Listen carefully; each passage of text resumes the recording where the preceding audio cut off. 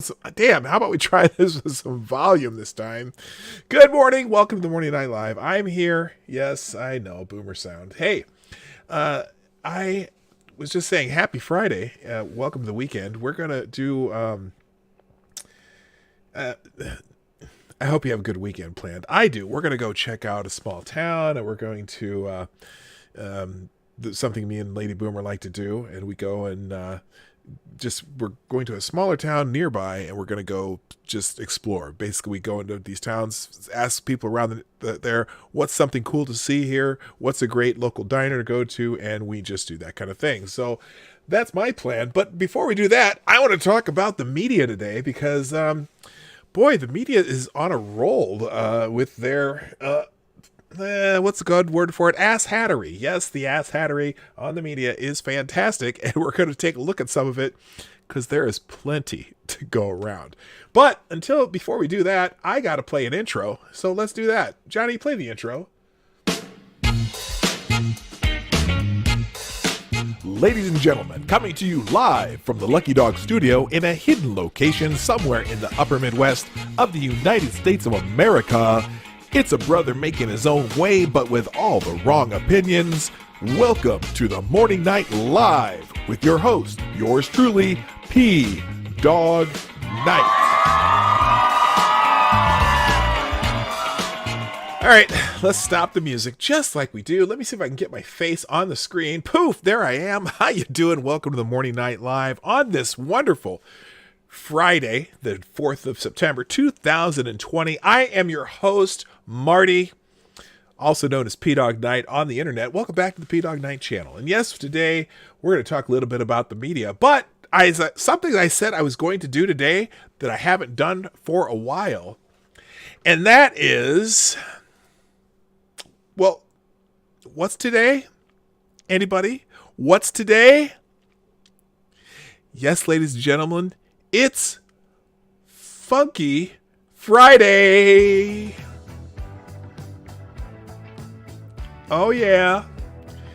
Welcome to Funky Friday on the Morning Night Live. We're going to have a little music during the show today. If if you like it, great. If you don't like it, it's my show. I'm going to play it anyway, and hopefully we'll be good. So anyway, before we get started, though, let's, of course, say good morning to the crew because lots of people rolling in here, and I am so happy that you are here. Starting today, first in the chat is Grillin' Pirate Pete. Good morning, sir, who was so kind to get the show on the right start by tweeting out the link to the show. If you could be so kind. More of you could do that. You could just hit the share arrow down here, or if you're on a mobile up here, share the show out on your favorite social media, and let's get the crowd rolling in the door. Also, good morning to All You Need, Dark Isle, Gunfox61. Everybody loves Devin. Yes, we do. Good morning, Purple Pill Perspective. Good morning to, hang on. Let me mute here for a second. Yeah, I didn't want you to hear that one. Also, good morning to Renee Mayette. C. Thomas, nice to see you back. YouTube keeps deleting my comments these days. That's not good. What the hell are they doing?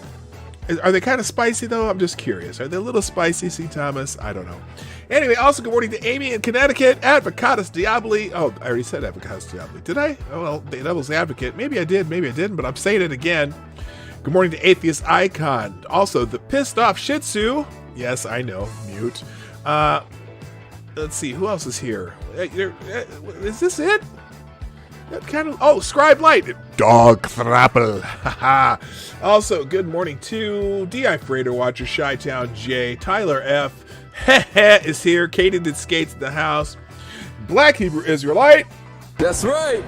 And that seems to be it for now, but I'm sure we'll get people rolling in and out eventually. I should probably set up my streams earlier just so you get that half hour, what do they call that? The warning signal or whatever. They give you the notification that this show is going to start in about a half hour and gets people on the mindset. But I just haven't been sitting at my computer at night to set up the next day's show because there's always something new.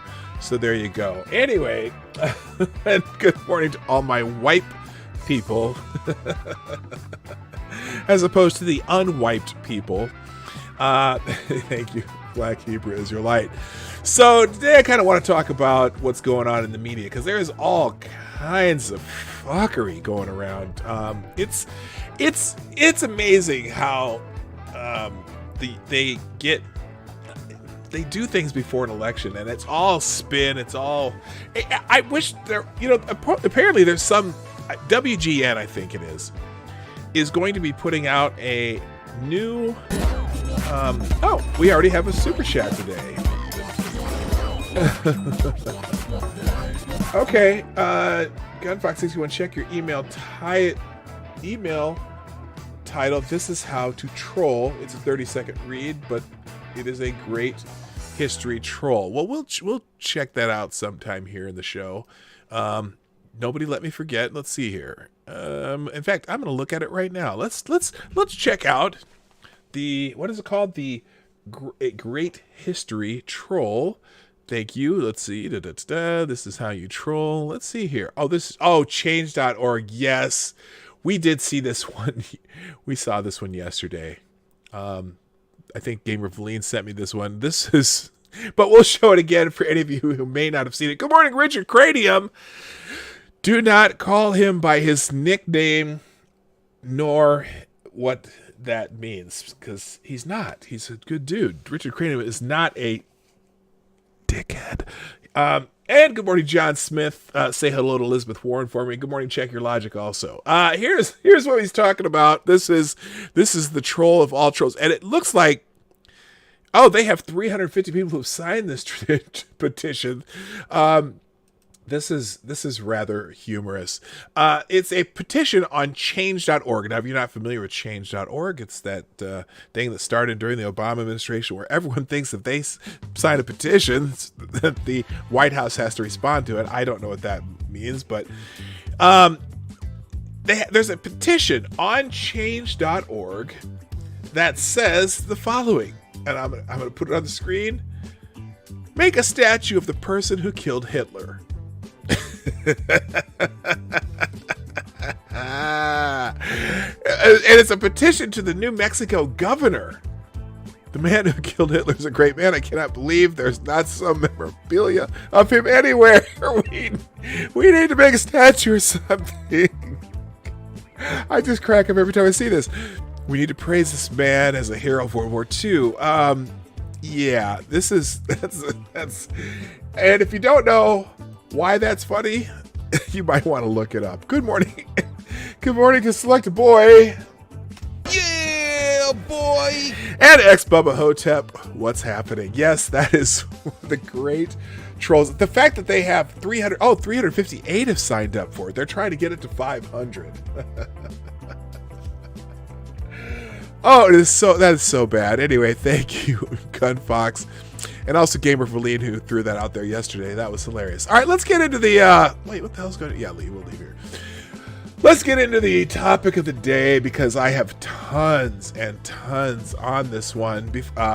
Real quick, also a couple of thank yous. Becca Farley, Tyler F., Scribe Light, Necrosol Collins, Grill and Pirate Pete, all promoting the show today. C. Thomas with $2.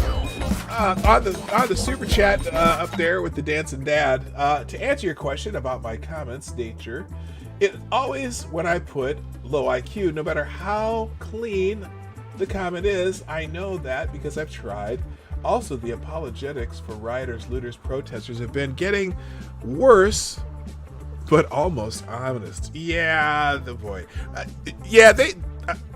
You're on the radar, C. Thomas. That's all it is. That's all there is to it. Thank you so much for the super chat, both Gunfox61 and C. Thomas. If you want to do super chats, I do them through Streamlabs, which is in the description down below. It shows up in the chat every once in a while, and or you can just go to PDawgKnight.live. And on that, you can use either PayPal or credit cards. Both options are now open. They reopened my credit card option, which is great because they take less money from me when you use that. But I'm not particular. Use whatever's comfortable to you.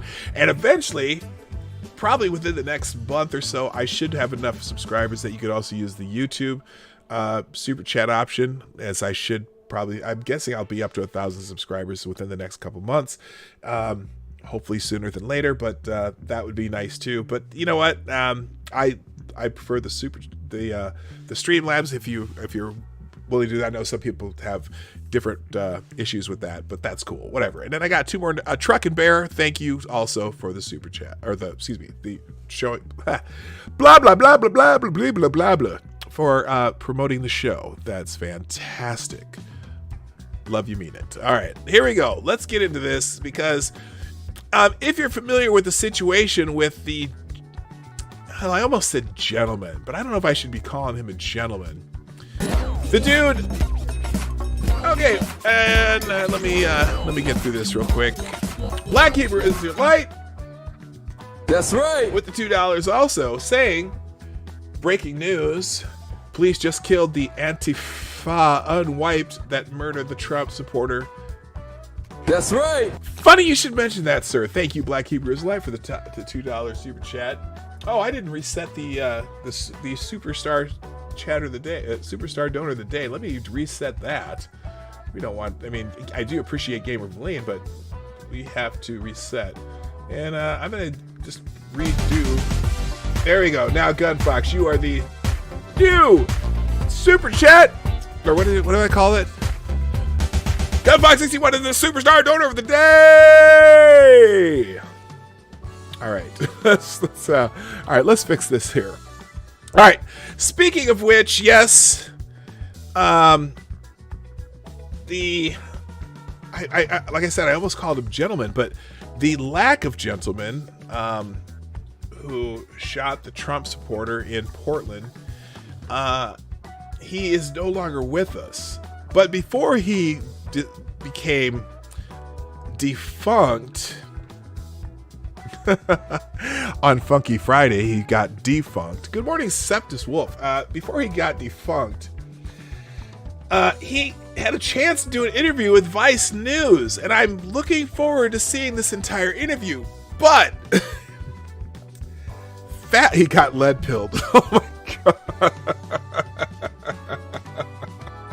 Hello, Hannah Lynn. Look, I don't want to laugh about the death of anybody. Personally, I would have much rather have seen this guy been taken by law enforcement, prosecuted to the full extent of the law, and stuck in a prison somewhere for a very long time.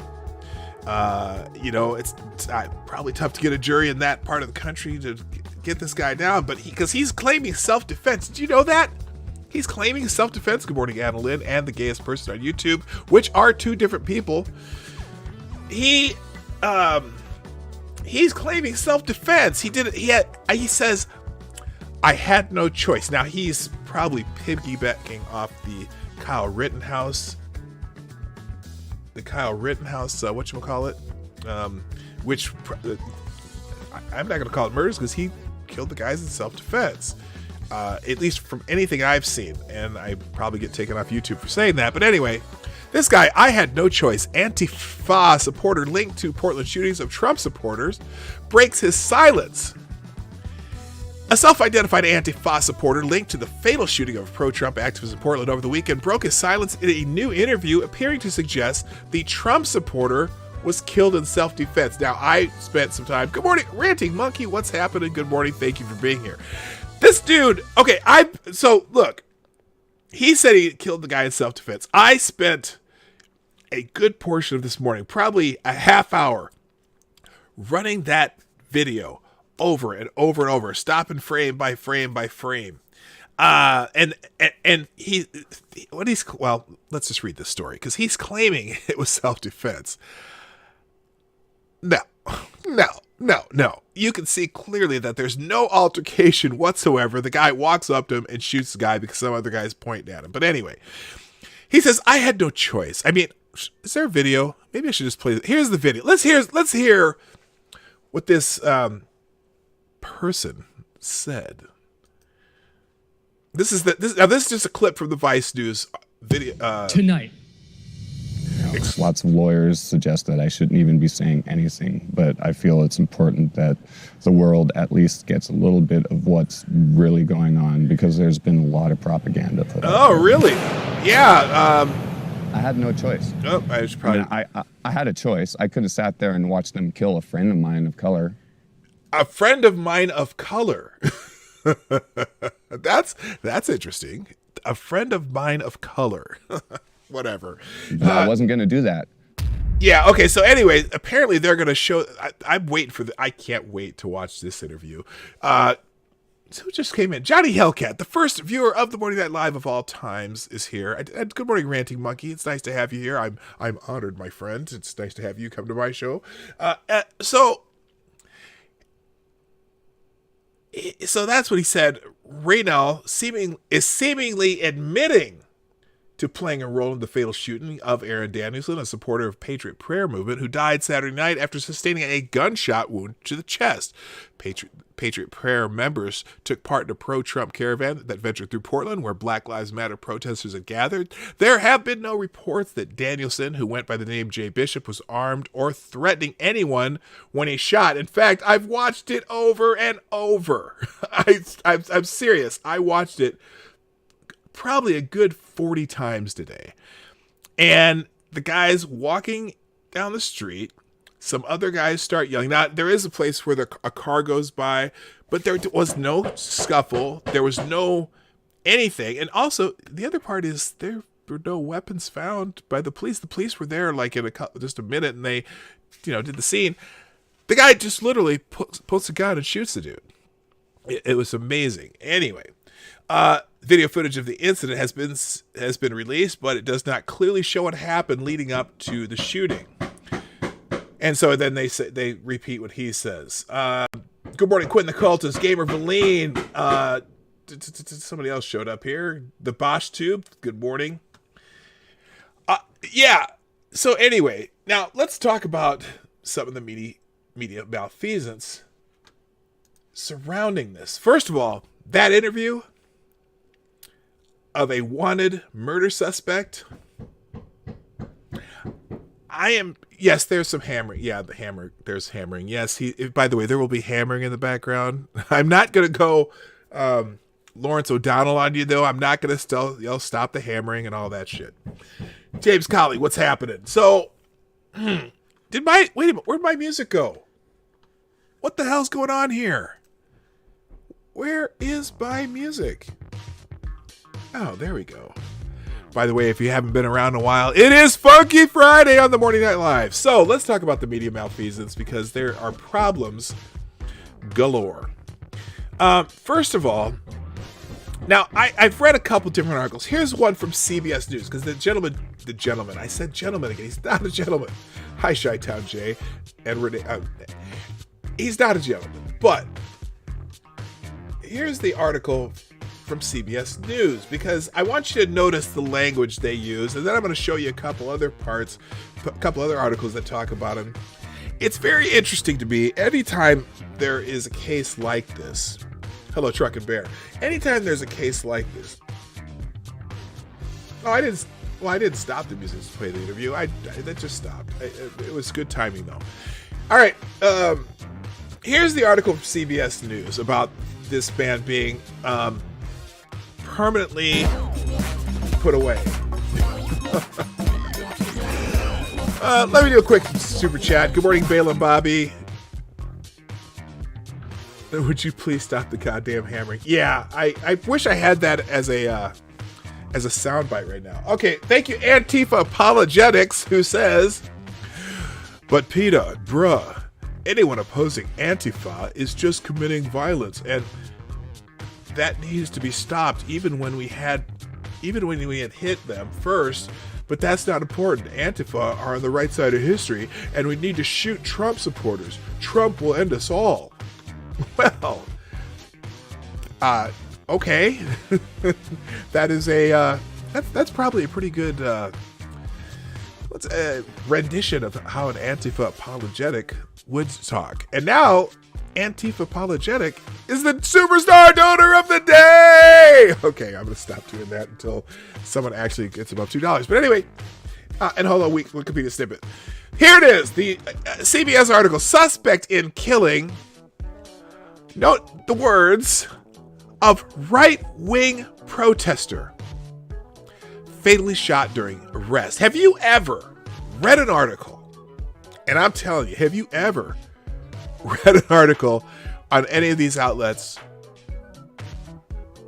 maybe you have once, but obviously they frame this right from the beginning as a right-wing protester fatally shot. But the suspect, notice they don't describe him in the headline.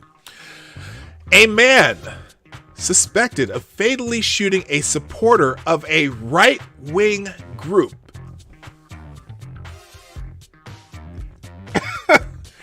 in Portland, Oregon last week was killed Thursday as investigators moved in to arrest him. The U.S. Marshal Service has confirmed Michael Forrest Rianol, or whatever it is, 48, was killed by a federal task force was killed as a federal task force attempted to apprehend him in the area of Olympia, Washington. A statement from the Marshal Service confirmed that Rianol was wanted as a prime suspect in the killing of 39-year-old Aaron J. Danielson, who was shot in the chest Saturday night and was the subject of an arrest warrant issued by Portland police. Federal agents from the FBI and the Marshal Service located Rianol on Thursday after a warrant was issued. During the encounter, Rianol was shot by a law enforcement officer working on the federal task force, but the officer opened fire was not a federal agent, one official told CBS News' Claire Himes. It was not immediately clear which law enforcement agency the task force member who shot Rianol came from. Now, there's something interesting about that, because the Justice Department, or the Federal Marshal Service, they have deputized state police in Oregon, which is an interesting move because now anyone who does an offense against those state police who have been deputized, those people are now federal agents officially. So anything that goes against them is now a federal offense and can be prosecuted in federal courts instead of state courts. Real quick with a super chat from X Bubba Hotep. Thank you, sir. Welcome to Propaganda. Framing is everything. Oh, you haven't even seen it yet. I haven't even gotten into this. MC's in the house. Hammer time. Hello, MC, and also C-Tron. Yeah, I'm not even getting started. There's so much framing on this. You'll see in a second. Anyways, so the Fugitive Task Force located Rianol in Olympia and attempted to peacefully arrest him. The U.S. Marshal Service said initial reports indicate the suspect produced a firearm, threatening the lives of law enforcement officers. Task force members responded to the threat and struck the suspect, who was pronounced dead at the scene. The statement said no law enforcement officers were injured during the incident. Rianol, now I'm surprised this is even in the article. I'm going to guess at some point during the day, this part of the article is going to get it edited out, and I'll tell you why in a minute. Rianol has described himself in social media posts as 100% Antifa, suggested the tactics of counter-protesters amounted to warfare, and had been shot at one protest and cited having a gun at another. He had been a regular presence at anti-racism demonstrations in Portland, which continue late into Thursday evening for the 99th consecutive day. Now, this is fantastic. They're talking about the protest and all the mayhem in Portland. And look at the picture they chose. Oh, look at how peaceful they are. They're just standing there, holding their hands at their sides. It's so peaceful. No fire in the background. No mayhem. No one getting punched in the face. No one setting, no dumpster fires. This is, and then the the beauty of it too. Hello, hi Disney, hi Prospero, hi Cynical Lindsay. The beauty of this too, and Jedi Ghost Bear, I think I saw there. Did I see Jedi Ghost Bear? Yes, hello, how you doing? So, it happened in Washington, 2 hours north of Portland, near Olympia. Oh, so maybe it wasn't the deputized agents. Anyway, look at this picture they choose. And the caption for the picture says, anti-racism protesters gather in Portland, Oregon on the evening of September 3rd. Anti-racism protesters. See, they frame this so that you can't say that they're anarchist or Antifa or any type of terrorist or rioters. They are anti-racism protesters. They're not even anti-police protesters. Anti-racism protesters. Yes, they're good boys. Okay, CBS News producer Sean Herbert said after word of Reynolds' death spread among the demonstrators, a group of about 150 marched from Laurelhurst Park to a former police precinct building of central Portland on Thursday night. Listen to this. The demonstration remained peaceful as police officers took positions away from the protesters to defend the building's entrances. Now, why the hell would they have to need to protect the building's entrances? Just curious. In a tweet late Thursday night, President Donald Trump demanded to know, why aren't Portland police arresting a cold-blooded killer of Aaron J. Danielson? Do your job and do it fast. Everybody knows who the thug is. No wonder Portland is going to hell. So there's Trump's tweet. Now, I found this interesting, but then I had to look up something because they said President Trump demanded to know, and then from the rest of this story, they referred to him as Mr. Trump. And I was thinking to myself, when you're discussing the president of the United States, wouldn't you normally say President Trump? It was unclear whether Mr. Trump was aware of the operation that took place in Lacey to apprehend Reinhold. But then so I went and looked this up. And CBS, apparently their style book, once you refer to the president as the president, they will refer to him as Mr. They did this with Obama too. So I don't know if that's the norm, if they started doing that recently, but they do that with other presidents. So that's whatever.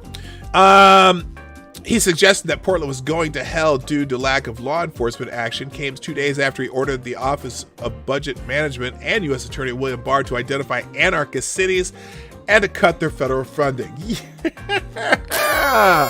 We don't mind that. Good morning, Mitch the Ripper. How you doing? Portland was among several cities singled out by Trump, where he said weak Democratic leaders were allowing anarchists to harm people, burn buildings, and ruin lives and businesses. Mr. Trump has portrayed... Okay, wait a minute. Listen to the sentence. Mr. Trump has portrayed people attending the wave of protests across the nation who have demanded social justice and fair treatment of minorities by law enforcement as thugs and criminals as he campaigns for re-election on tough law and order platform.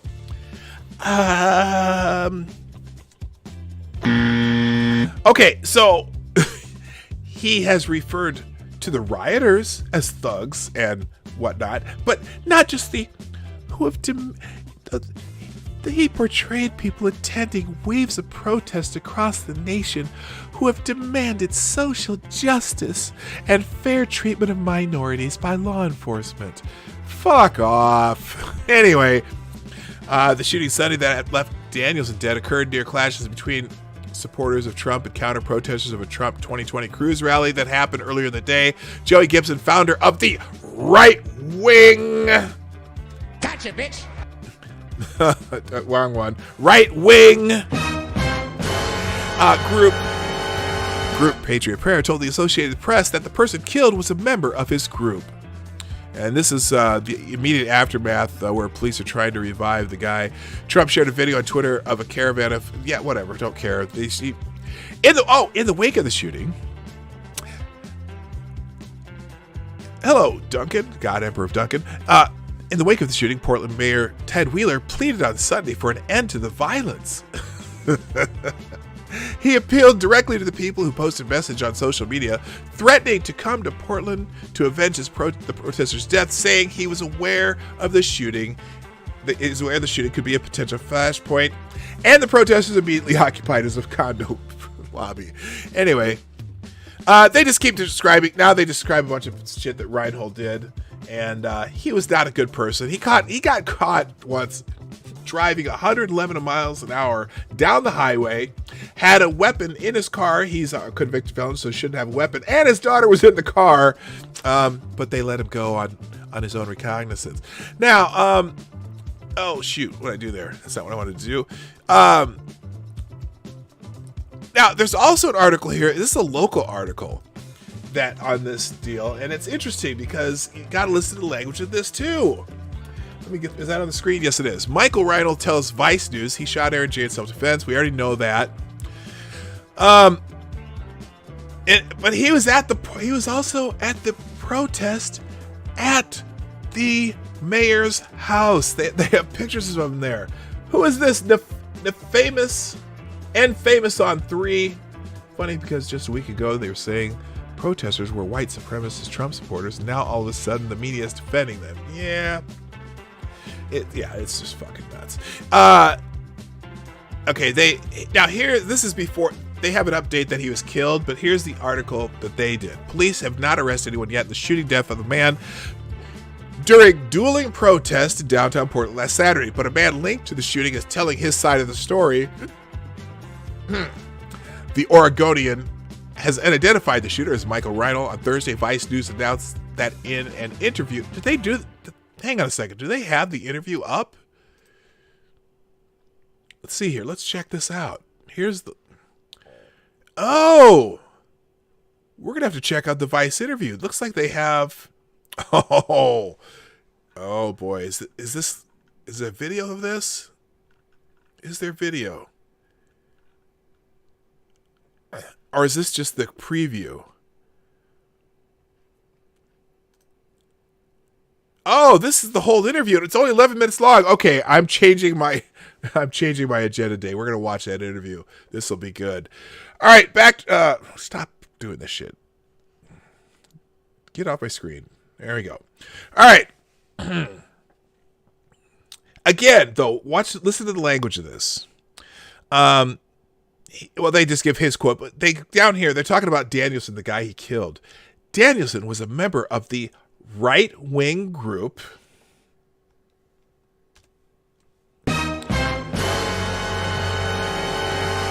Patriot Prayer and had been a part of a pro-Trump caravan at the rally that night. Patriot Prayer leader Joey Gibson confirmed Danielson was a good friend and a supporter of Patriot Prayer, a right-wing group again. Okay, that's not working anyway. Twice in 2 paragraphs, they keep saying right-wing group. Based in Vancouver, Washington. Many of its members, including Gibson, frequent Portland for political rallies and protests. At least they didn't try to make that sound nefarious. They attend political rallies and protests. According to Vice News, Reinl is an Army veteran and a father of 2 who has been providing security in Portland Black Lives Matter protests. At Home Chef, we believe a delicious meal should always fit your schedule. This drives me nuts. This is one of those. Make it easy meal kit Monday. This is one of those or a websites toss it in the oven Tuesday. Okay. Or a what am I, a chef now Wednesday. What the hell? Or even a day that doesn't need a clever name. I don't know which one's doing this. Sorry, guys. Let's see. Get started at homechef.com. Shut up. Okay. Also available at select stores. Home Chef. Well, if you need your Home Chef, that's my new sponsor today. Okay, so according to Vice News, police said no arrests have been made, blah, blah, blah, blah. So we know he's dead now, right? Next. My producing skills are waning today. So then, let's talk about something the New York Times did that was interesting regarding this. And we'll get this on the screen. The New York Times scrubbed the words Antifa supporter from their description of the 100% Antifa member who shot and killed a Trump supporter in Oregon. So here's the thread on that. Here's some changes they did to their story. So first this is showing where they changed it. Law enforcement agents killed Michael Forrest Reinl. They spelled his name right this time. During an effort to arrest him, as opposed to an Antifa supporter who died when law enforcement went to arrest him. 4 officials said he was being investigated in a failed shooting of now they changed member to supporter, but they left in of a far-right group. Fantastic, New York Times. Why did you make that change? And then they made another change here. Law enforcement agents killed Michael Forrest Reinl while trying to arrest him versus during an effort to arrest him, 4 officials said. So apparently they changed him from being Antifa 100% to just what do they call him? Not even anything. He's just a guy. Now he's just a guy. He's not an Antifa supporter. Go figure. Thank you for the super chat from Cryptic with the $5. And now the new superstar donor of the day. Who says? I got to get my fingers ready for this one. My son, who's into astronomy, asked me how stars die. Usually an overdose, son, I told him. Thank you, Cryptic. Thank you. That is worthy of a smile and a couple claps. So, but don't get the clap. Oh, anyway. Thank you, Anthrax Allen. I don't even know who Anthrax Allen is. Are you here, Anthrax Allen? Good morning, Bim Jim. Necrosaw Collins, Truck and Bear, Scribe Light, Tyler F., Cynical Lindsay, and Becca Fairley and Gorilla Pirate Pete. All of the people who've shared the stream out. Share the stream out. Please, share the stream. Monkey, share the stream out. You could help me a lot here right now. Anyway. Okay.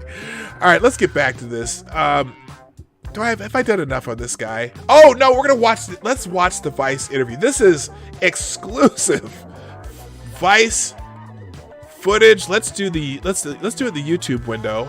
We'll open a YouTube window and make sure we can see it just fine here. Tonight. Oh no! It was a free-for-all in the police. Hang on. Why is this 11 minutes long? That's the preview. I am confident that my friend and I'm sure I would have been killed because I wasn't going to stand there and let something happen. A protester linked to Saturday's shooting in Portland speaks to us about... Okay, here we go. I am turning the music off for this one. Hang on. Because we need to hear the whole damn thing. This is going to be fascinating. I don't even care if I get a strike for this one. We're going to talk about it, and I'll fight the damn thing later. All right, here we go. Let me fix this so that you guys can see it well and hear it without a bunch of music, because I want to hear every word of this. Well, to put it mildly, bullshit. Okay, here we go. Let's find it here. All right, let's see. Let's check out this Vice interview. What happened that night? To be clear, he hasn't been arrested or charged. We didn't go looking for him, and we have no information on where he is now. He went to a freelance journalist, Donovan Farley, who brought it to us. Oh, okay. I was going to say, I was wondering, first of all, I was wondering how Vice got this interview. So obviously this is a freelance journalist who submitted to Vice. Now, I got to tell you, whoever this freelance journalist is, because there's a lot of journalists at these protests. You know who they are because they're wearing like vests with press written on the back and like, masking tape and shit like that. So I'm sure this freelance journalist and this dude, I'm sure they very carefully put this together, and I'm sure the dude has a story straight and whatnot. And Frank Sinatra. Good morning. That's the first time I've ever seen that name. I hope you're, if you're here. By the way, if you're here and you're new and you've never been here before and you like what we do, hit the subscribe button and click the bell so you get notifications. Or you can just follow me on, it's up there, Twitter, Minds, Gab, or Parler. I do my own notifications on that too. All right, let's fit it. Let's watch this. I know this is going to be a shit show, and I very well may stop this quite often just to bitch and moan. We'll see what happens. Here we go. Freelance filmmaker to tape the sit-down. Tess Owen has been covering extremism at Vice News, and she... Tess Owen has been covering extremism at Vice News. Great. Here we go. He's here to help us get a handle on this. Tess, do we know anything about this guy? And oh no, is this just an interview with her? His name is Michael Raynell, and so far, Portland police have been pretty tight-lipped about what actually happened on Saturday night. Guess what, Tess? They've been tight-lipped about what's happened, but there is video that pretty much the whole world can see, and I watched it about 28 times this morning just to see if I could find something. Well, see if there was a reason. I don't know. Here we go. The victim's been described as a supporter of Patriot Prayer, which is a far-right group in the area. Oh, a far-right group. Okay. Yep, that's... Now, I wonder if she'll ever use the words far left. And if she does, I'll give her credit for it. One night after the shooting, Raynell's name began circulating on 4chan as a possible suspect. And then his name went into social media and right-wing blogs, and then local media citing police sources have since described him as a person of interest in the shooting. Huh. And conservative media have also honed in on his own social media posts, where he's described himself as 100% Antifa. Yeah. And Trump has shared that tweet saying that the victim was murdered in Portland by Antifa. So you've been covering this story from the beginning. What have you found about what happened that night? So on August 29th, there was this pro-Trump caravan that started in a town about 10 miles southeast of Portland. Portland police knew about the caravan and had apparently been tasked with making sure that it stayed out of downtown Portland to avoid escalating tensions, which there have been running pretty high. Well, how would just a pro-Trump caravan escalate tensions? Well, are you not allowed to be a Trump supporter? I'm just curious. Within 90 days of consecutive protests. And still 90 days of consecutive protests. How many of those nights has it been declared a riot, out of curiosity? Will she bridge that, that gap that I'm seeing here? Some parts of the caravan peeled off and made their way into downtown Portland to confront protesters. Oh, is that why they peeled into downtown Portland? And how do you know that they went there to confront protesters? Maybe they were just going to go have a beer. When I was in downtown Portland last year, there was a really nice brew pub in downtown Portland that me and my son and my wife, we went and sampled some beers. It was a nice place. Maybe they just wanted a beer. And then the evening or hours later, the shooting took place. So Tess, this didn't happen in a vacuum. Why were pro-Trump supporters there in a caravan?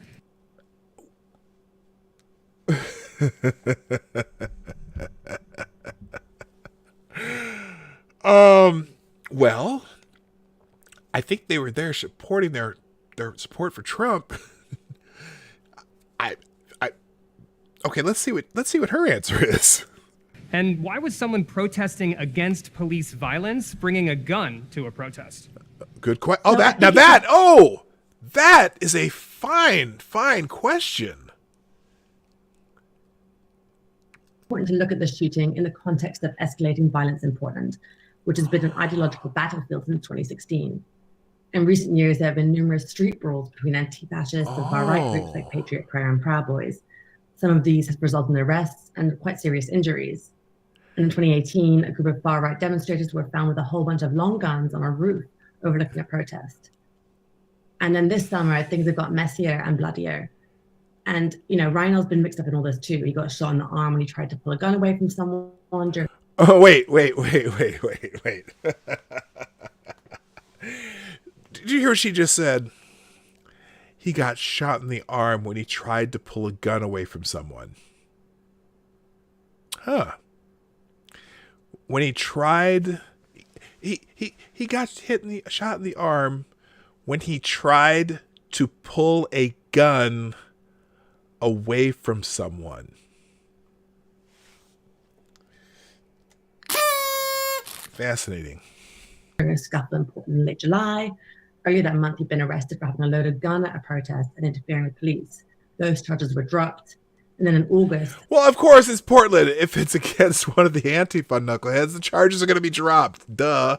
A conservative protester was arrested for allegedly firing at a group of Black Lives Matter protesters. And there was a Proud Boy who was seen brandishing a gun and pointing at protesters. Tess. Really? Wait, when did she say, when did this happen? Hang on, let me go back a little bit. And there was a Proud Boy who was seen brandishing a gun and pointing at protesters.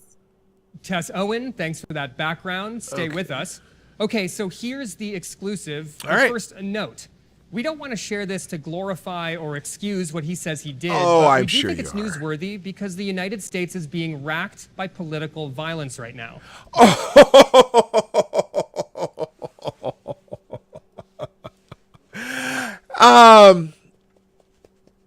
Let's see. Let me just... Let's see if he mentions who is committing the political violence right now. Who? Ooh. Ooh. Ooh. Why people are taking guns into the street and using them, why people are scared, and why they're fighting is integral to understanding what's going on. Oh, yeah.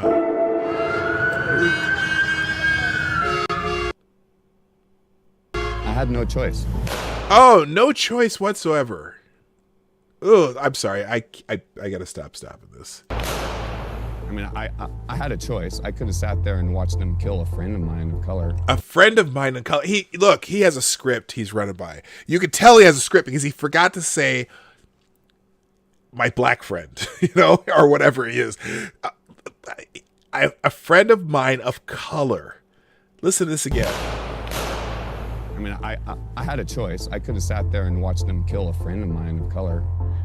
Of color, he adds on the end because he forgot to say he wants to be noble. But I wasn't going to do that. That was the straw that broke the camel's back. Here, let's pause for a moment for this super chat. Thank you, God Emperor of Duncan, with the 223 regarding the guy who tried to take a gun and had his bicep blown off. Weird flex, but okay. Yeah, it's a weird flex now. Oh, I shouldn't be so cynical. I shouldn't be laughing. I mean, but it's a little funny. Thank you, God Emperor of Duncan, for the 223. Okay, all right, let's keep going here. My name's Michael Forrest Rynell. Rynell, that's how you say his name. Rynell. Now I know how to say it. For all of you who are looking to be able to say his name later in the day, Lord's the night, it's Rynell. Portland, Oregon, 48 years old. Lots of lawyers suggest that I shouldn't convicted even be saying felon. anything, but I feel it's important that the world at least gets a little bit of what's really going on. Yes, because we there's should. been a lot of propaganda put out there. What I will say is that I felt that my life and other people around me's lives were in danger. Because that patriot prayer guy was standing there on the sidewalk, not scuffling with anybody. Oh, there's one. Here's a Trump guy. And I felt like I had no choice but to do what I did. I'm waiting for the tells. I just am. I wasn't even aware of what was going on. I was actually out with my son. We were driving through town and we happened to see hundreds of trucks with flags on them. And so... Oh, wait. I wasn't aware of what was going on. I am 100% Antifa.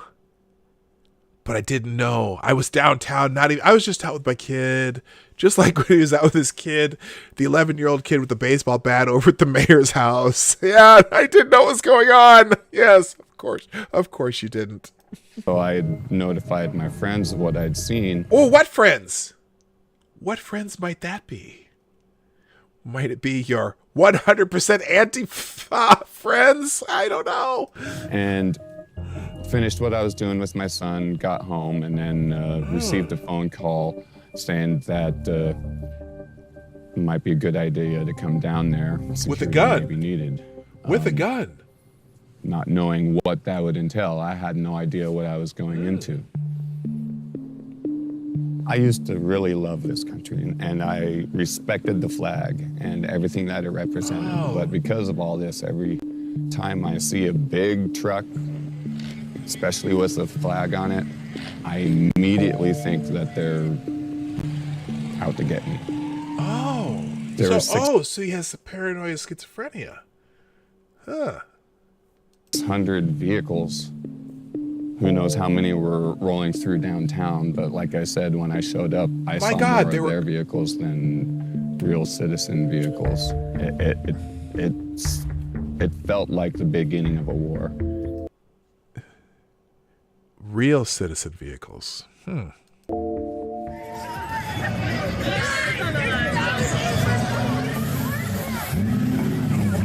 idiots trying to stop a truck by pushing on it. God. If they'd have just let the trucks roll through, do you think there would have been any harm on anybody whatsoever? No, they'd want to jump in front of trucks. They're dumbasses. And notice too, you know, there's been a lot made about the people in the Trump truck rally, whatever, shooting people with paintballs and spray. Notice that they don't do it until people approach their trucks, because they knew that there was going to be people who are going to try to do this shit. It's amazing. Anyway. It was a free-for-all, and the police were letting it happen. A free-for-all? Well, it didn't seem like a free-for-all. Right after it happened, what did you panic? Did you run? Well, honestly, you know, those are a bit of details I probably don't want to get into, other than just simply saying that, you know, just watch the video. He walks away. I was confident that. Now, I don't know if you see, I've watched this so many times, and I'll try to stop frame here. All right, so there's a point. He said he was protecting somebody. He said he was protecting his friend of color. And I'll see if I can show you here. It's hard to tell. Right before that shot happens, there's absolutely no conflict going on here whatsoever. There's one guy walking this way, one guy yelling this way, and him coming up and shooting the guy. Let's see if I can get it to stop again. So, right in here, you'll see it. There's no scuffle. There's nothing going on here. And also, he's by himself. I don't know what friend of color he's talking about, but he's by himself. He walks up, unless he says it's his friend. There's the gunshot right there. I don't think that. I don't know. Okay, so sometimes I have the technical phrase, and let me show you. You have to kind of see this. Do this. The technical term is.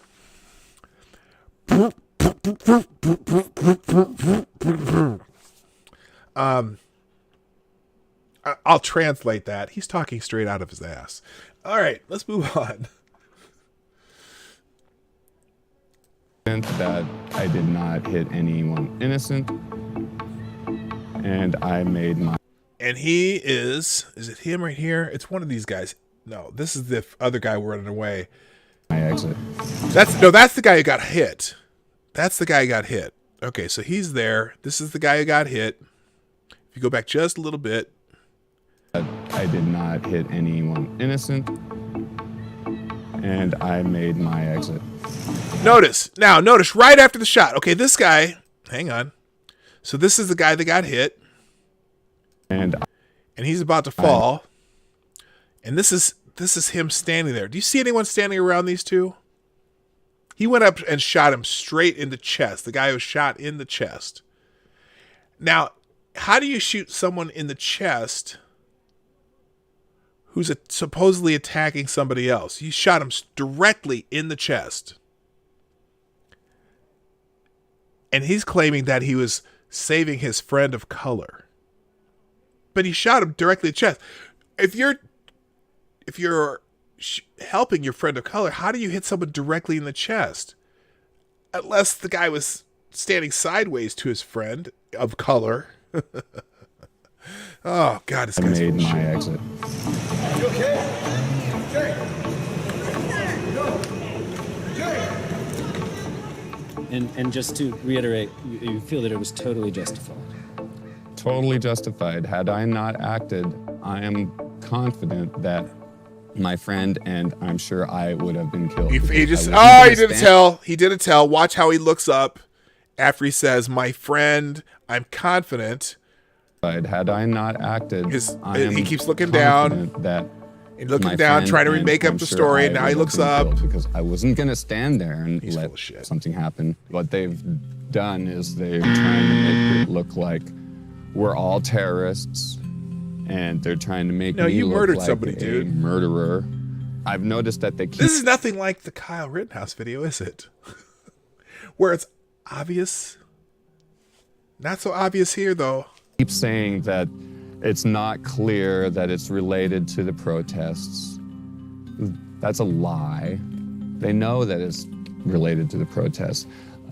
Not to mention the fact that that's in another article too, where they're saying they don't know the motive, or they don't know that this is related to the protests. Even he's saying he knows it's related to protests, and when this interview comes out, they're gonna have to change that in their newspapers. That they don't know who it was. That's a lie. Within an hour, Facebook and Twitter and all that have my face and name. Yeah, they found your ass. The shooter. They want to paint a picture of Antifa having major involvement. A lot of people don't understand what Antifa represents. And if you just look at the basic definition of it, it's just anti-fascist. Oh, I know. They're just anti-fascist. That's all. That's all they do. I am 100% anti-fascist. I'm not a member of Antifa. I'm not a member of anything. Honestly, I hate to say it, but I see a civil war right around the corner. Well, you're not seeing it anymore. Felt like the beginning of a war. Hey, Genty. Hi, Kyra Alexander. We just heard from a man who all but admits he killed someone at the protest in Portland this Saturday. The latest awful thing to happen in the name of making this country better. Vice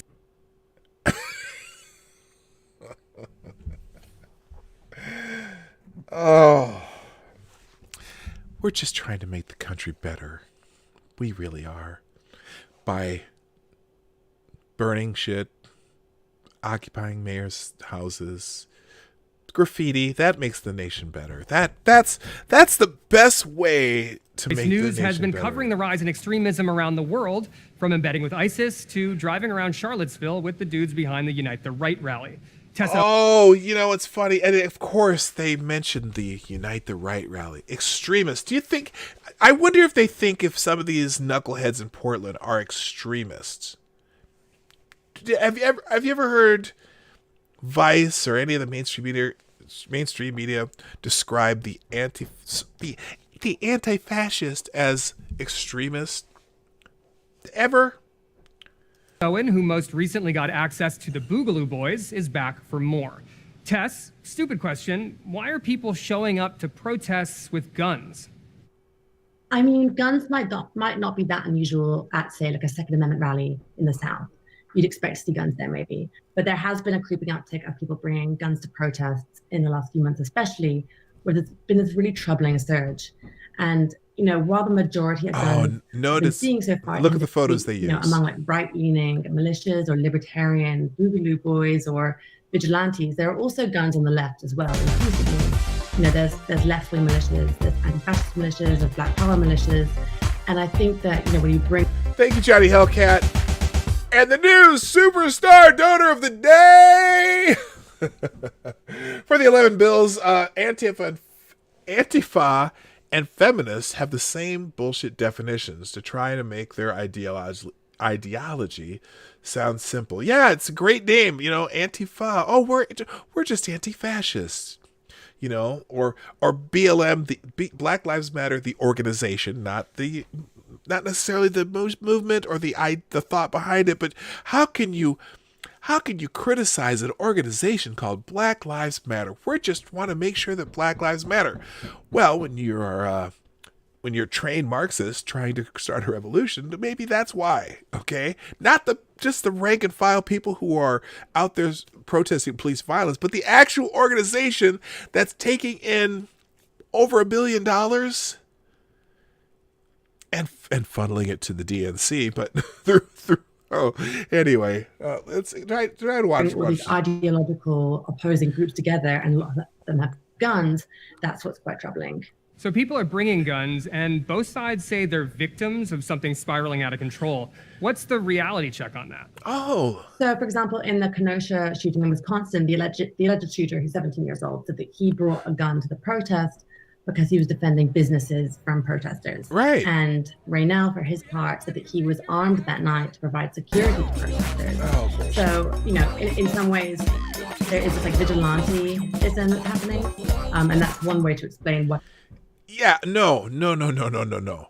There's a difference between protecting something and being a vigilante. A vigilante goes out and seeks to hunt someone down, whether by force or whatever.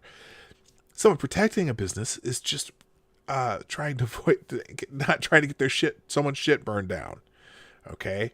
And so the people who attacked Kyle Rittenhouse, that wasn't vigilantism. That was self-defense.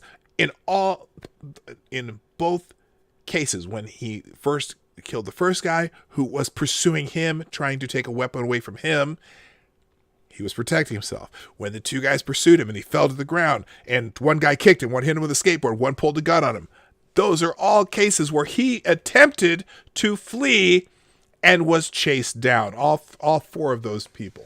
Thank you, C. Thomas, for the $2. I'm so fucking sick of this. Quote, no one understands what Antifa really is, horse shit. It's no different than the Nazi LARPers who are digging for any excuse to be violent, Negro, homosexuals, whatever that means. And also Vice beating but Charlottesville horse is unsurprising. Yeah, no doubt. It's funny. So when you talk about the Antifa riots and shit in Portland and just all the protests turned to riots around the country when there's looting and burning shit down. And you say this violence from those entities, how many incidents do they bring up on the other side? They bring up always. It's either going to be Charlottesville or Dylan Roof. Why? Because that's all they got. Now, obviously, there's other instances. In fact, someone brought up, thank you, Gunfox61, with the $2. If you ever notice that when the left has a riot, event, there's stuff and buildings on fire. When the right has an event, the location is fixed up or cleaner than when they left, or when they came. Which group would you want around? By the way, Antifa is terrorist. Isn't that the truth? Yeah, they used to bitch about the Tea Party rallies back in the early 2000s. The Tea Party always left the place cleaner than when they came. But when the left has a riot or whatever, shit's burned or there's garbage everywhere. That is the absolute truth. That's definitely bellworthy. Now I forgot what I was saying. Yeah, anyway, the difference between these two events, Kyle's is obviously self-defense. He's fleeing. And if someone chases you down when you flee and attempts to harm you, you have a right to defend yourself. And then also them always bringing up Charlottesville and Dylan Roof. Now, what's funny though is just a couple days ago, someone's having an argument about this very subject. And I believe it was Jeff Holiday. I'm sure most of you know who Jeff Holiday is. Brought up the article, and I might do a video on this. I've talked about this before. Brought up how he points out an article about how the ADL said that all the right-wing related murders in 2018 or how did the name of that article? It was something about all the politically motivated or related murders in 2018 came from right-wing people or right-wing related people. Now, I went through that study by the ADL, and what the ADL did there, we went through every example, one of my streams a while back, where we went through that article, and every single one of the incidents, out of like 18 incidents that they named in the report, 2 were ideologically driven events. And the way they came up with their all the murders were right-wing related was they came up with a whole bunch of murders or people who had been killed. And because the person had some tangential relationship to some right-wing thing, for example, let me give you a good example. There was a couple, they found their child was killed and it was buried in their yard. Okay. Now, the husband, they arrested him. The husband, who had been in prison, was in a white prison gang.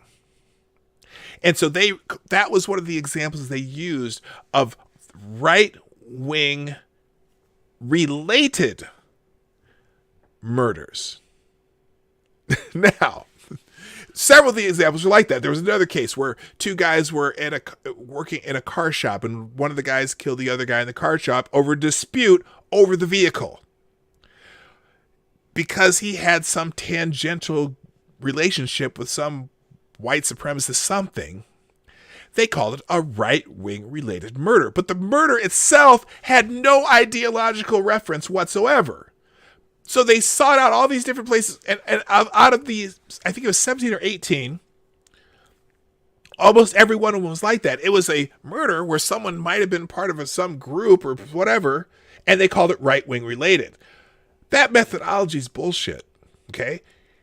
Did they go through every murder that happened in 2018 and see what kind of political or social ties the person who committed the murder has? I would guess that a lot more Democrat-related people have murdered people than on the right. I don't know. But anyway, it was just one of those bullshit articles. We might have to go back into that one sometime soon. Anyway, let's finish this stupid video up. People are bringing guns, and they see themselves as a sort of intermediary for law enforcement. Right. But let's talk about that 17-year-old, because he's been charged with murder. Okay. Do you think that's enough to stop the next protest shooting?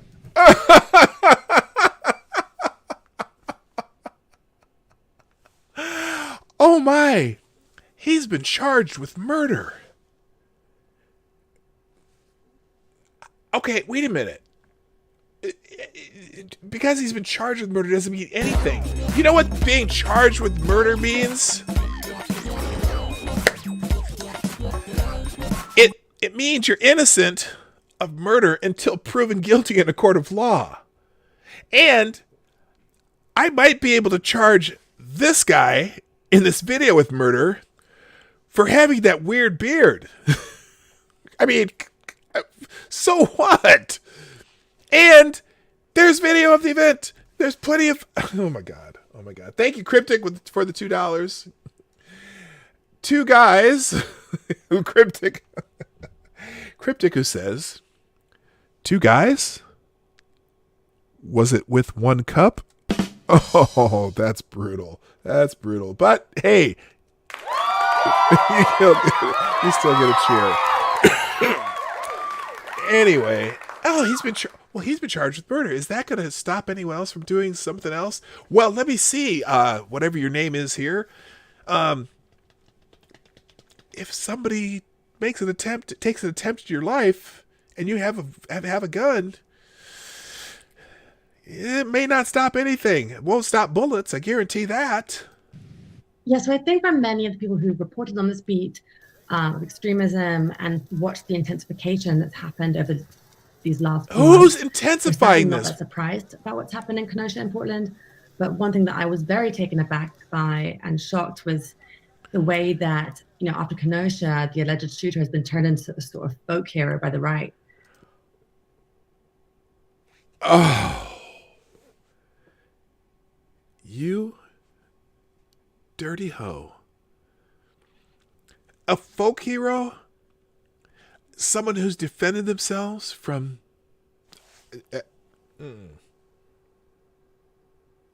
Yeah, and Tucker Carlson, of course, Tucker Carlson's trending because they're trying to... they've got a petition that has 100,000 signatures to take Tucker Carlson off the air. I'm sorry, he draws in 5 million people a night. I don't think they're going to take Tucker Carlson off the air. And now they're targeting sponsors like they always do. Sorry, people, but People on the right buy shit too, so I'm sure somebody's going to advertise on his show. Anyway, let's go. And it's not just the fringe right, it's Tucker Carlson on Fox News who's been defending him, and politicians like Paul Gosar who've come to his defense. And I think that's a really, really troubling and quite strange development. And the worst thing that can happen is the right and left get into this tit for tat situation. And so I'm hoping these two very horrible incidents get people to step back for a little bit. Never mind. What do you mean by folk hero? What does that mean? He's got, well, he's got money pouring into pay his legal bills. There's the fight. This legal defense fund, so good for him. It's almost like there's no context whatsoever.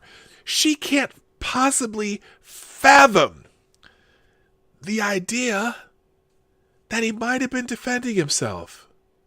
And people who see that he might have been defending himself would want to help a 17-year-old kid out. Why is that shocking to her? Fight Back Foundation, which said earlier this week it had raised $650,000, even more than that. And his lawyers have done Tucker Carlson and have tried to frame him as this hero, part of a constitutional militia. No, the lawyers have framed it as self-defense, not as a hero. There's no hero. He's not a hero. He's just a guy who's defended himself. At least in my opinion, on Minecraft. He has every right to defend himself. Thank you for your reporting, Tess. You can read more of her work on vicenews.com. Nah, no thanks. I'll pass. All right. That's this stupid-ass Vice interview. Holy crap. I didn't get to any of my stuff today. I have like 17 articles on media malfeasance. Let me just pop up a couple here and we'll get out of here.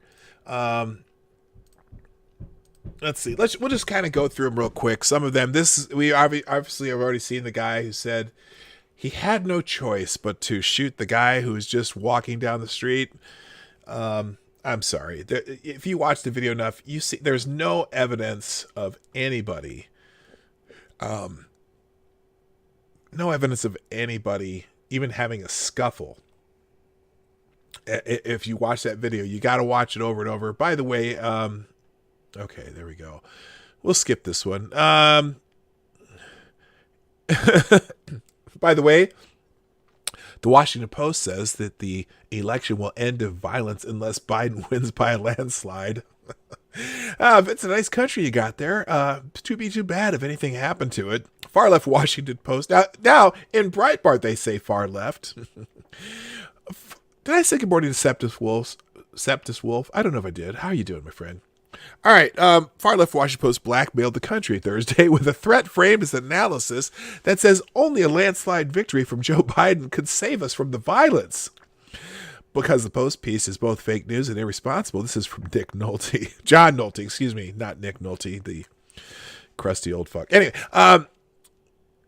because the Post piece is both fake news and irresponsible, I'm not going to compound those sins by linking it here. The Post tweet advertising the piece, which I also won't link, sums up the threat perfectly. Quote, the election will likely spark violence and a constitutional crisis, the tweet reads.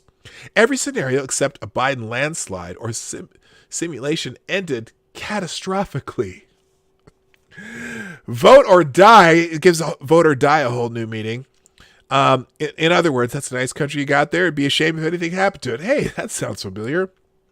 The Post's bald-faced threat is couched in a piece of analysis that does not even attempt to be serious, especially in a country where, as I write this, countless Democrat-run cities are on fire thanks to Black Lives Matter and Antifa, two left-wing terrorist groups who operate as brown shirts for the Democratic Party. Okay, he's getting a little hyperbolic there, but it's kind of, I mean, there's a resemblance of truth. Oh, wait, what now? Good morning. Hey, Michael Hatfield, how you doing? Did you see his sister's response to his death? Wouldn't say this counts as bad news. She had an interview with the Daily Mail. Whose sister? I'm curious. Even more. Let's see. Even more ludicrous. The Post threat is only made possibly by way of its cherry picking of experts. They make it so official sounding. I emphasize the howlers. So here it is. President Trump has broken countless norms and ignored countless laws during his time in office, while my colleagues at the and I at the Transition Integrity Project did not want to lie awake at night contemplating the ways the American experiment could fail. We realized that identifying the most serious risk to our democracy might be the best way to avert a November disaster. Oh, you mean like Trump winning? So we built a series of war games, sought out some of the most accomplished Republicans, Lincoln Project, Democrats, civil servants, and media experts, pollsters, and strategists around, and asked them to imagine what they do in a range of election transition scenarios. A landslide for Biden resulted in a relatively orderly transfer of power. Every other scenario we looked at involved street-level violence and political crisis. Oh, wait a minute. Here's the thing. That's interesting. And here, that is extremely interesting. Whoever wrote this article just admitted that if Biden wins, there will be no right-wing rioters in the streets. Anything but a Biden landslide would cause violence in the streets. I wonder, I'm wondering myself, who might commit all that violence? Huh. Oh, by the way, this is funny because the Transition Integrity Project's War Games, here's some of the people that were there. Michael Steele, Bill Kristol, Trey Grayson. And on the other side, the Biden side, John Podesta, Donna Brazile, Jennifer Granholm. So basically, 6 extremely anti-Trump people. Hilarious. FTG. I know we didn't do FTG much yesterday, so there you go. FTG. By the way, Facebook is going to suppress Trump victory claims after the election. What if it's a landslide Trump victory? Oh, yeah, that's right. We're having the Red Mirage project where Trump's going to win on election day, but then all those mail-in ballots are going to happen. Did you hear about that? Thank you, Cynical Lindsay. I got you there. Mike Cernovich also caught this. Okay, the news comes from the National Pulse. News comes as the National Pulse highlights attempts by the left to delay the naming of a winner by several days or over a week after the election. President Trump shared the National Pulse story with the question, rigged election? Yeah, warning, Democrats data firm admits incredible Trump landslide will be flipped by mail-in votes emerging a week after election day. Yeah, they're just dirty bastards. But apparently, Facebook has decided. Where's the Facebook part of this story? This says about. In another example of social media companies putting their fingers on the scales in the upcoming presidential election, Facebook has announced it will suppress what it calls premature claims of victory by candidates, while failing to identify what that means. Way to go, Facebook! All right, moving on. Come on, there we go. This was kind of funny. In the press conference yesterday, Kayleigh McEnany opened the White House press conference by playing Pelosi's salon video on loop. Nancy Pelosi. Might be the as you greatest. Can see, we found Nancy Pelosi going into her hair salon. We will be playing the video on loop for all of you to see during the duration of this introduction. She knows how to handle the media. Nancy Pelosi was not in the halls of Congress when I asked where she was. She was not working in good faith to make a deal for the American people. Nope, Nancy Pelosi was found in San Francisco at a hair salon where she was indoors, even though salons in California are not only open for outdoor service. Apparently, the rules do not apply to Speaker Nancy Pelosi. She wants small businesses to shut down, but only reopen for her convenience. Do as I say, not as I do, says Nancy Pelosi. Nancy Pelosi is holding up $1.3 trillion in relief for the American people while getting special access to the very kind of small businesses that this money would support, businesses like this hair salon. Before she skipped town to violate her state's health guidelines, Pelosi proposed... Sorry, I just had to put a few bells in there because she's smacking her around. I wish I had punching sounds. And during that, so here's the thing. As you can see, we found Nancy Pelosi going into her hair salon. We will be playing the video on loop for all of you to see. The entire the duration. Press conference that played on loop. All right, here's a good article that I'm going to just pop in the chat because I'm not going to be able to get to it. But the gaslighting of America. Democrats and media have turned it up to 11. The Democratic Party and its communications office may have been telling the country for some time now, day is night and up is down. But with the election 2 months away, the psychological manipulation of the American voter has accelerated. As we've written the past 2 days, Joe Biden has condemned the riots, finally, that have been wrecking cities and killing people since May 25th. How long ago was that? 100 and some days? Since the May 25th death of George Floyd, we're glad he finally got around to it, yet he and his party are acting as if they oppose the violence all along, and it's President Trump who has failed to come out against it. But Trump, of course, has been denouncing the riots since they began, even when the media were determined to convince us they were mostly peaceful. Pretending the president not only refused to disapprove of and in fact has incited the black bloc brutality fits the narrative of that white supremacists, not Antifa and Black Lives Matter, are the domestic terrorists we have to worry about. This is the unfounded and quite frankly laughable assertion of Washington Monthly that, quote, white supremacists are invading American cities to incite a civil war. Yes, all those little guys in polo shirts and tiki torches, they've just been wreaking havoc on America lately. Anyway, anyone who buys this, which is indistinguishable from the irresponsible claims we've heard since the riots began, has to also believe the lie above, that Trump hasn't been critical of the mobs, and that's simply not the case. The kids at Vox have contributed to the effort by explaining, they did a Vox explainer, to us through their explainer journalism that the looting, vandalism, and civil unrest are happening because we're living in Trump's America. Yes, New York City and Portland are definitely Trump's America. This is MAGA country.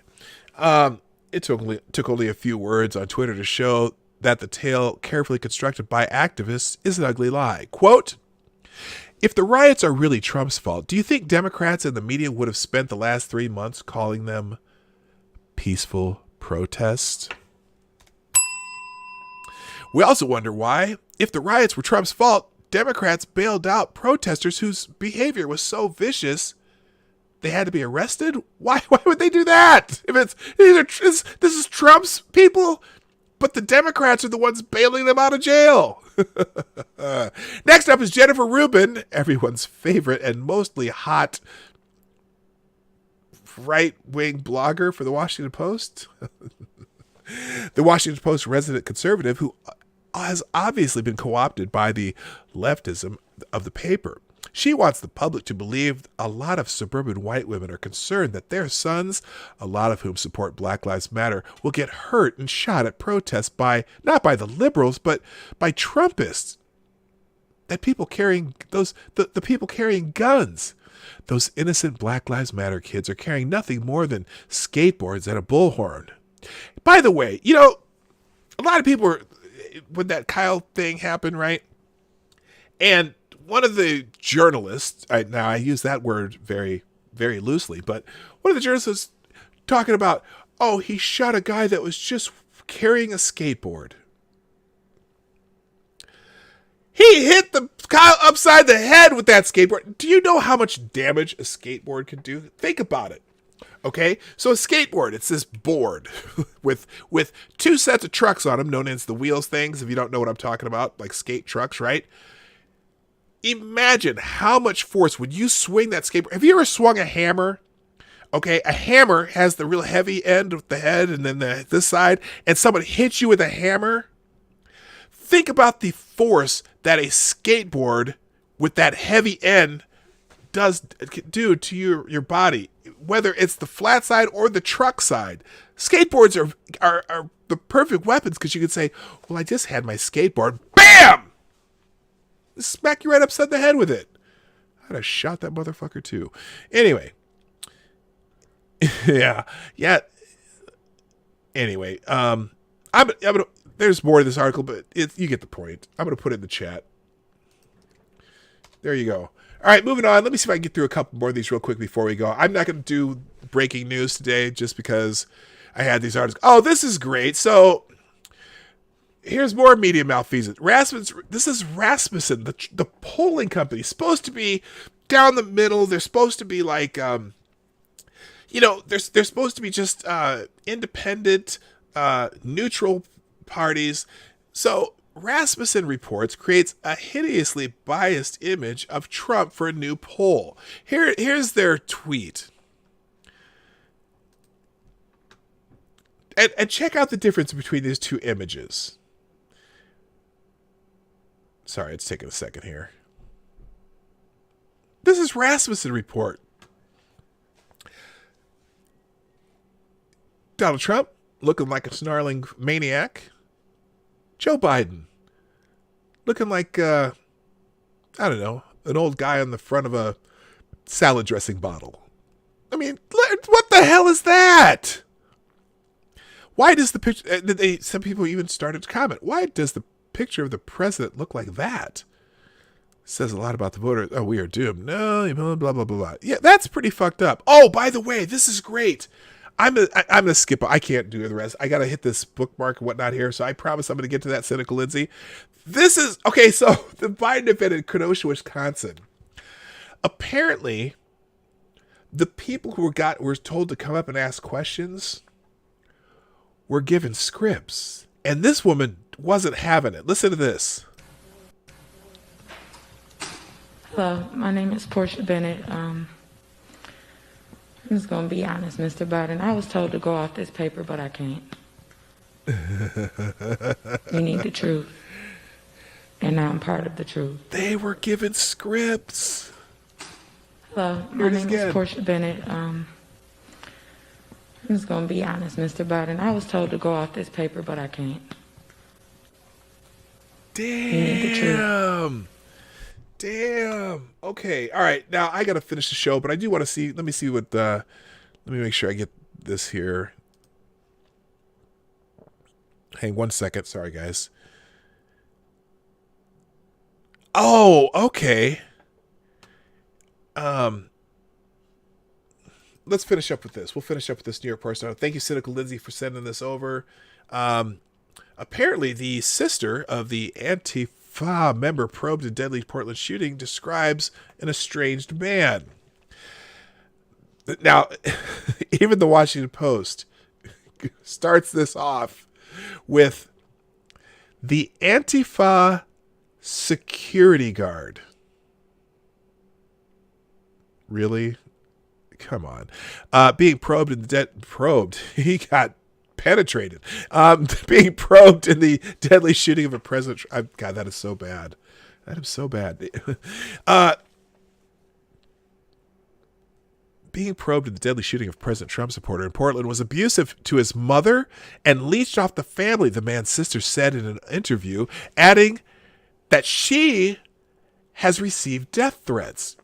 April Reinl. Oh, now I forgot. I already forgot how to say his damn name. Renell. Okay. April Renell, 36, who identified Michael Forrest Renell to police after the shooting, told the Daily Mail at her Oregon home that her brother had been estranged from the family for 3 years after verbally abusing their dementia-stricken mother, a retired teaching assistant. Police sources have said that Renell, who proudly calls himself 100% Antifa, is being investigated for Saturday's fatal shooting, well, not anymore, of Aaron J. Danielson, 39, a man who had just been part of a caravan of cars supporting Trump. His sister told the news outlet that she received death threats and dozens of threatening phone calls and messages the day after the shooting from some from members of the right-wing group Patriot Prayer that Danielson had joined for a protest. That's interesting. At 7:50 a.m., I got woken up by a phone call from somebody who thought I was my mom. April told the Daily Mail they named our address and said, "Your brother is a murderer and we know you're hiding him. If you don't turn him over to the police, bad things will happen. Your whole family is in danger." She added, "My mom has dementia and stress-induced seizures. This could have literally killed her if they had found her. When I tried to reason with them, they kept shouting, screaming the same thing until I hung up on them." Now that's wrong too. Don't harass the guy's family. They didn't do it. Anyway, the distraught sister said the threats kept pouring in as the family, including her husband, was contacted on social media. One message said, "Patriot Prayer says hello," with a picture of me sent to my husband. It was very threatening. That's wrong. If they're doing that, that's fucked up. Don't do that shit. Anyway, Rennell had been in a downward spiral and racking up debts for several years after he stopped earning money from his professional snowboarding career. Great. April told the outlet, "He was this nebulous figure who popped in and out of our lives, usually demanding money from our mom. And if she didn't have it, he'd guilt her until she did. Not that she had money to give," she said. We were a poor family growing up, but she always gave to him. April said her brother never paid her back after he lent him her grandmother's inheritance money when she was 12. "I eventually gave up trying because I saw this pattern that he only reaches out to us when he wants something, either watch my kids for free, give me money, or telling us he should inherit the family property." So anyway, this guy's just a real jewel. I'm just scamming through that. I'm going to put that one in the chat too if you want to read the rest of that. But clearly this guy's... I don't want to disparage Richard Cranium, but this guy's a dickhead. All right. Thanks, everybody. I got to go. It's that time. And I went over. Oh, Gamer Valine. Thank you, Gamer Valine, for the 556 in the Super Chat program. You can participate. The link in the chat. He says, "You know more about skateboards than my blonde-haired, blue-eyed nephew named Kyle. You're whiter than him, and he's so German, he fits the stereotype." Well, I do a couple things about skateboards. Look, I am a 70s kid when skateboards were still, like an old pair of metal roller skate wheels strapped to a 2x4. So, yeah, I know a little bit about skateboards, and I've watched the development of skateboards, and, skateboards have improved immensely since I used to ride one. Anyway, that's it for today, people. Thank you so much for being here. I don't even know how many people ended up here. Oh, 54. We're 54 here still? 55? That's awesome. Hey, before I even start to sound like I'm ending the show, though, if you haven't already hit that like button, because I see 39, hit the damn like button. Click the thumbs up thing, guys. Please do that. And as you know, the Morning Night Live is here Monday through Friday, 10 o'clock Eastern, 9 o'clock Central, 9 o'clock Central, at 1500 GMT for those people who just don't understand the American time zones. You can just hit that GMT and do whatever you do to fix it, and there you go. So anyway, but before you go, hit the like button. Also share the stream, whether it's at the end of the stream or the beginning of the stream. It helps when you share the stream. Tell your friends, tell your neighbors, go on Facebook, go on Tumblr, or any of those places else you can click, or you can just follow me on Twitter, mine's Gab, and Parler, right there, PDawg Knight Live. See that right there? Right there. PDawg Knight, at PDawg Knight on all those platforms. In fact, and pretty much any platform I'm on, I'm at PDawg Knight. In fact, I'm gonna add an Instagram page, and that'll be at PDawg Knight, and so on and so forth. Also, merch, both Teespring and on the PDawg Knight Live. You can get the cups or the face mask. And finally, if you want to support the show like so many people have today, you can do the super chats and or donations through the Streamlabs link by PayPal or credit card, and also Venmo and Cash App. Thank you especially to Black Hebrew Israelites, C. Thomas, Antifa Apologetics, X Bubba Hotep, Cryptic, God Emperor of Duncan, Johnny Hellcat, Gunfox61, and Gamer Valine, all who did super chats today. Also, everyone participating in the chat and lurking in the background. Thank you for being here. Looks like the superstar donor of the day is Johnny Hellcat with $11 for the day. Thank you, sir. And if you're watching on the replay, put a comment in the comment section so I know you're here. Okay, that's all. I've talked enough. It's time for me to go. My name is PDawg Knight, and I'm out of here. Bye. Have a great day.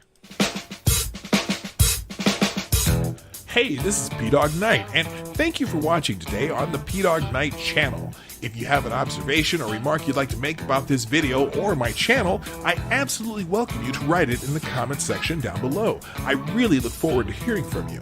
And before you go, if you like what you saw but you're not already subscribed, please make sure you hit the subscribe button and definitely click that bell that pops up afterward so you'll be notified when I post new videos or when we go live. I broadcast my live show, The Morning Night Live, Monday through Friday at 10 a.m. Eastern, 9 o'clock Central. A special thank you to all supporters of this channel who share our videos on social media and who make donations through the Streamlabs link, which is also in the description down below. Thanks again, and until next time, I'm PDawg Knight, and I'm out of here.